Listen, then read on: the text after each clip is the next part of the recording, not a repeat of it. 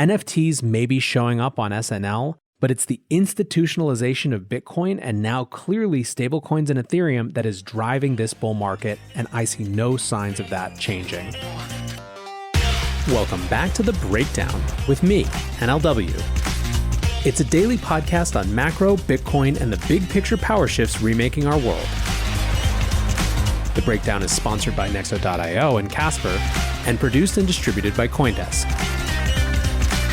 What's going on, guys? It is Monday, March 29th, and today we are talking about how Visa might have just supercharged stablecoin legitimacy.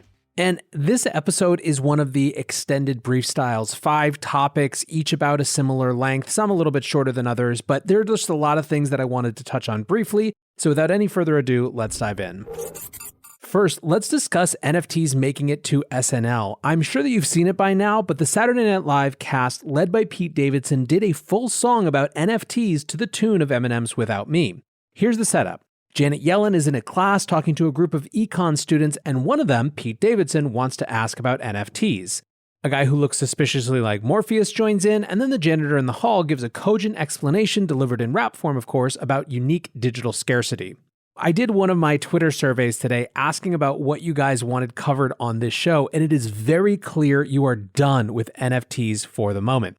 I respect it, so I just wanted to give my TLDR on my take about whether this is a top signal or a mainstream moment.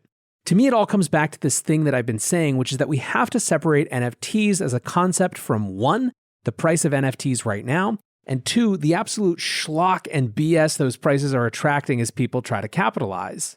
I don't know when exactly the money top will be, whenever people stop buying literally anything that says NFT, assuming a greater fool will buy the next one, but it seems pretty clear that there is a there conceptually. A part of why people are responding is that they like the new medium. I've talked about this from the music perspective, where an artist like Justin Blau can find the 50 fans that have the highest combination of passion for what they do and money, and make the money that they would have for a full tour in one go. But the biggest evidence to me that it's not just fully a speculative market bubble is NBA Top Shot. They are the biggest NFTs by sales volume all time, and it's not close. 461 million in sales across 338,000 owners. The next closest is CryptoPunks with 184 million across just 2,000 owners. In other words, the thing that is the biggest in the NFT space is the one that completely abstracts away any notion of crypto. It's just about the end product. Of course, that end product is only possible because of the tech, but what people love is the NBA Top Shots themselves. Anyway, with that, let's move on to green Bitcoin mining. As we've been discussing, post Tether's settlement with the New York Attorney General and post the Tesla investment, the Bitcoin environmental FUD has definitely ascended to the primary concern for this cycle. Last week, Fed Chair Jerome Powell referenced energy consumption as part of the reason he has skepticism around crypto, which isn't something I'd noticed before. It suggests to me that there is a growing behind-the-scenes narrative at the top levels of policy around Bitcoin environmental FUD as well. There are tons of answers to this, as we've explored extensively, but broadly I see them in 3 categories. The first is we get to decide what we value and what we spend energy on, with a subset of that being let's compare it to the existing money system. A second response is much more of Bitcoin is being produced by renewables than many critics think. And the third is that Bitcoin mining actually creates economic incentives and economic viability for otherwise unusable energy. Number 3 is by far my favorite, but I do think number 2, much more is produced by renewables, is going to be important as well. Today, the UK-listed Argo blockchain and Canada-based DMG Blockchain Solutions announced that they are planning to launch TerraPool. Here's a quote from the release. TerraPool represents the first ever opportunity for the creation of green Bitcoin. The initiative aims to expedite the shift from conventional power to clean energy and reduce the impact of Bitcoin mining on the environment. The mining pool will provide a platform for cryptocurrency miners to produce Bitcoin and other cryptocurrencies in a sustainable way. Adding on to that, the Argo CEO said, addressing climate change is a priority for Argo, and partnering with DMG to create the first green Bitcoin mining pool is an important step towards protecting our planet now and for generations to come. Now, I don't love the designation of green Bitcoin because it implies other Bitcoin isn't green, and in that way validates and reinforces the narrative we're trying to combat.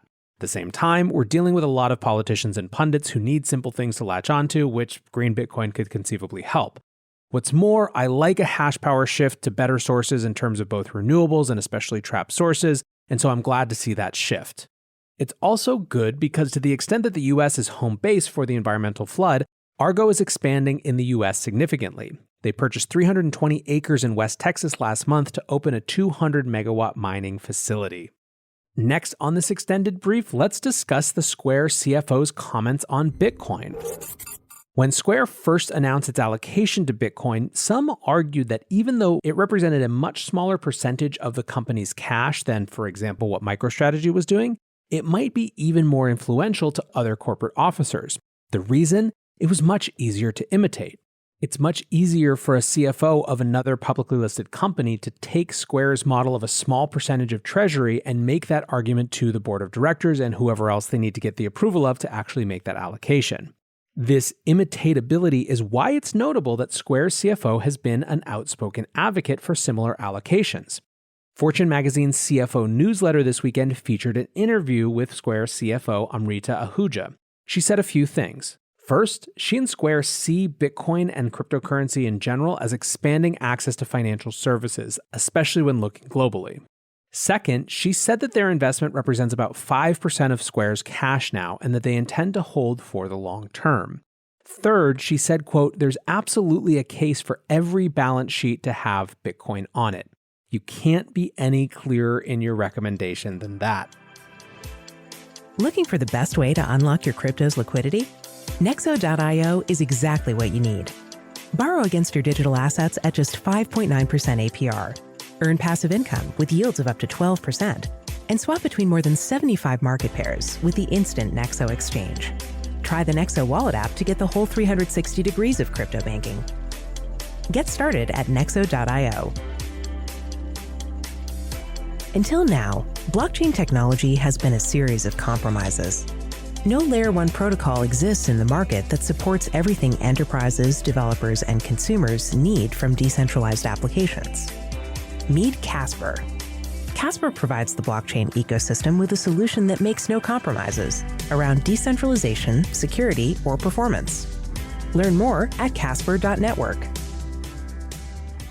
Fourth on this extended brief, let's talk crypto M&A doubling in 2020. I've been following M&A in this sector here quite a bit, and we have some new data from PricewaterhouseCoopers, or PwC as they're now known, who released a report that said that M&A in the crypto industry more than doubled to $1.1 billion in 2020. The average deal size went from $19.2 million in 2019 to $52.7 million in 2020, with a greater share of that taking place in Europe and Asia. M&A can tell a bunch of different stories. It can tell the story of a sector that is hurting. Coming off the end of a bull market, the companies with strong balance sheets can go discount shopping for audiences, technology, or any other asset they find desirable from companies with less ability to weather the coming storm. On the other hand, M&A can tell the story of a gearing up for big battles heading into a bull market. Exchanges, for example, picking up key pieces of the puzzle to compete in the landscape they see emerging. So over the last 12 months, DeFi indexes, NFTs, mobile applications, and indeed, you've seen many crypto exchanges make these types of acquisitions. On the other hand, assuming I guess that you had three hands, M&A can tell the story of a shifting landscape of participants, with new players from outside worlds coming in. That's what I believe a big part of the M&A story of 2021 is going to be. Players like PayPal, Chase, Visa, big banks, etc., traditional finance, buying infrastructure to compete in a newly open landscape. In a world in which those big traditional financial institutions can and feel the pressure to go out and offer crypto and Bitcoin services to their customers, they're going to have to buy the capacity or at least partner with the capacity to do so because they don't have the time to build it from scratch. Indeed, Henry Arslanian, the global crypto leader for PwC, says that 2021 is, quote, already on track to significantly surpass 2020 from every single metric.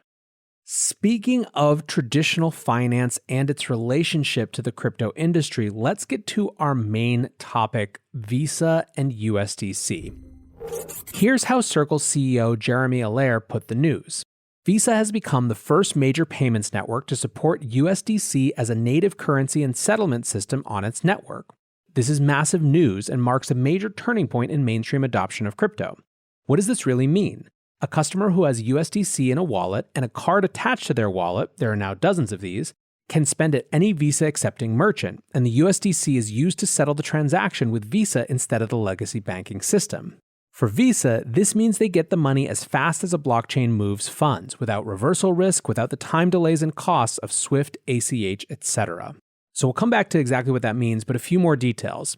Visa is piloting this capability with Crypto.com. It's using the Ethereum network to settle the transactions, powered by Anchorage APIs, and it plans on offering USD settlement capability to partners beyond Crypto.com later this year. Interestingly, if you read the announcements, a lot of the emphasis is on how Visa can help the crypto industry avoid touching fiat at all. From the Anchorage blog post about this, quote, "The ability to quickly and securely settle transactions with a stablecoin will effectively eliminate the need to involve fiat currency in crypto-to-crypto transactions, laying the groundwork for much more widespread adoption of crypto as an asset class and the proliferation of stablecoins as settlement tools." From the general press release, here's Jack Forstell, the Chief Product Officer of Visa. Quote, "The announcement today marks a major milestone in our ability to address the needs of fintechs managing their business in a stablecoin or cryptocurrency. And it's really an extension of what we do every day, securely facilitating payments in all different countries all across the world." Raj Parekh, who works in crypto products at Visa, tweeted, "We gathered feedback from many crypto wallets and recognized that Visa's settlement process requires partners to settle their card transactions in traditional fiat currencies. This requirement adds treasury complexity for our crypto partners that are focused on enabling the power of digital currencies to their consumers. By enabling settlement in digital currencies, we're empowering crypto wallets to evaluate fundamentally new business models as they build their products and services with the foundation of public blockchains and digital currencies." Finally, here's how CoinDesk put it. "Usually, Crypto.com has to sell cryptocurrencies to cover its obligations to Visa in cash, but this new program will allow the company to pay in USDC going forward. The pilot could be a bellwether for mainstream acceptance of crypto-native payment methods, as it marks the first time Visa has accepted a cryptocurrency payment in lieu of cash for its services." So again, as I said, a lot of this is about making it easier for these crypto companies to operate in the traditional system. However, there is another side to this as well, which is the potential benefit for Visa.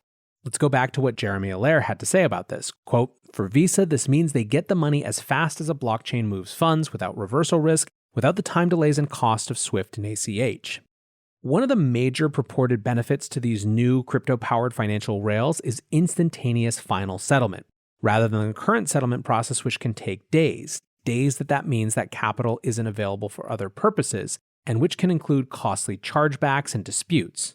In this new blockchain model, settlement happens almost immediately and it can't be reversed. That could be very powerful for a payment processor.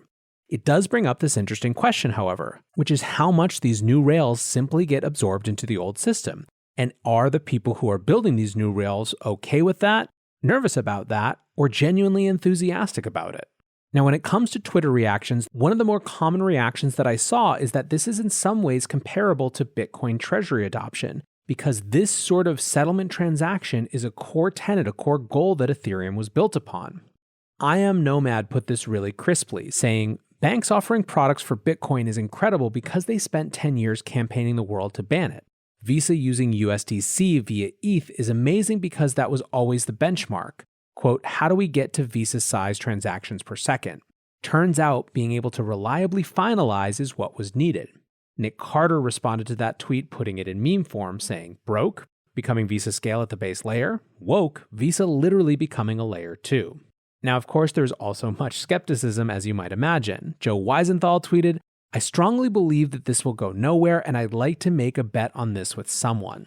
So in a sentence, here is my take on it. NFTs may be showing up on SNL, but it's the institutionalization of Bitcoin and now clearly stablecoins and Ethereum that is driving this bull market, and I see no signs of that changing.